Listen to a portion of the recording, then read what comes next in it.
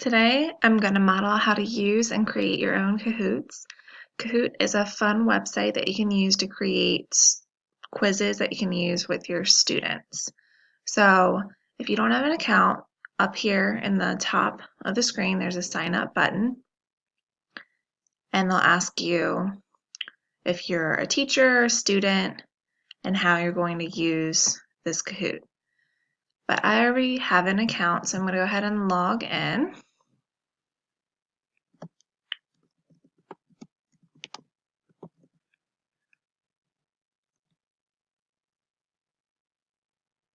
Once you log in after you create your username, they might ask you what kind of plan you want. I just have the free Kahoot, so I'm just gonna say thanks, maybe later. Once you log in, they take you to your home screen. If you've created any Kahoots in the past, they're gonna be shown right up here. Also, they show some others that other people have created if you want some inspiration. To make a new one, you go to the Create New button.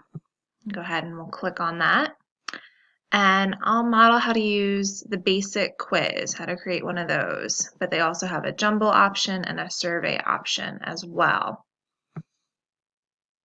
So for our title, I'm going to do a math Kahoot about geometry. All right. So after your title, you can do a basic description about what your Kahoot is going to cover.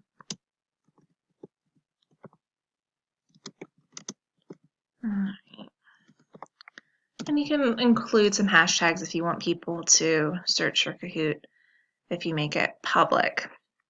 All right, so got that. You can also include to upload an image. They have some free preloaded images if you would like. Let's see what they have that would fit our subject. See a protractor. I'm going to add that one to fit with our geometry theme. All right. So once you have your title and your description, you can start to add questions. You can click on the plus sign. Let's say our first question, which of the following shapes are quadrilaterals? All right, so you can choose the time limit you want your students to answer the question in. 20 is usually the default time. And you can choose whether or not to award points. The points don't have anything to do with a grade, it just kind of ranks the students and makes it more competitive. So you can put up to 4 answers for your students to choose from. All right, I'll do square, rhombus, and rectangle. And those are all quadrilaterals, so my last choice could be all of the above. All right, before you go on to the next question, you want to make sure that you click the correct answer. All right, and then additionally you can choose to add an image. I'm going to see what they have available. I'll do another picture with a protractor and angles to go along with our geometry theme. All right, I'll model how to do one more question. So for our next question, you could say, what is an acute angle?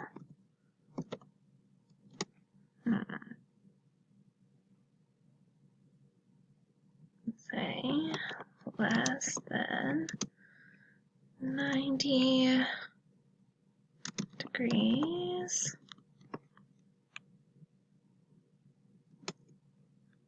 More than 90.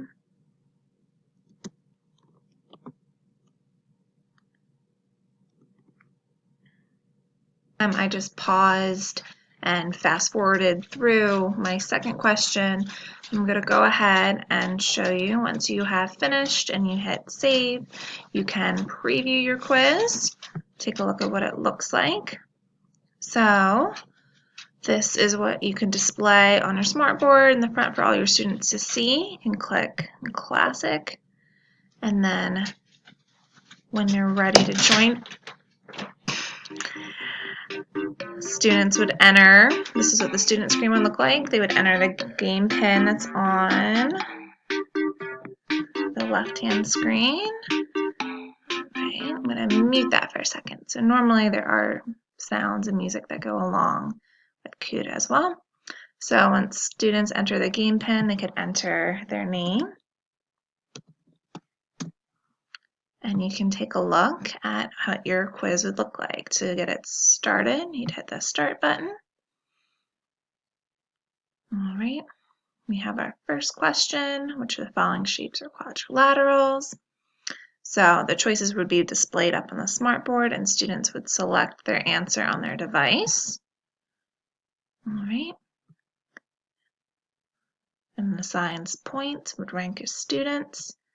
And then next, what is an acute angle? It is less than 90 degrees. All right, so you can get your results. You can save them as data. But I'm going to go back to our finished screen. So when you're done on your home page, you can kind of see what it would look like if once your quiz is finished. So that was just a brief overview of Kahoot. It's a fun tool to use with students, and I hope you have fun creating quizzes and good luck with utilizing it in your classroom.